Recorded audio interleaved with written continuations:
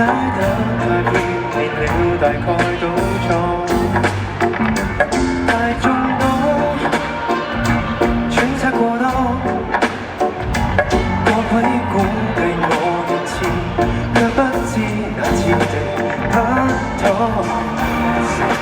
難反省，再怎說反正改變不了是個性，只需要一個再講一句總相信的。喂，我連角色不講太多，只要你肯聽，沒處解不緊要，想交予你的全是你的訊息，故事太多枉費我生命，我做我想要的，只是你想要的，不要變質。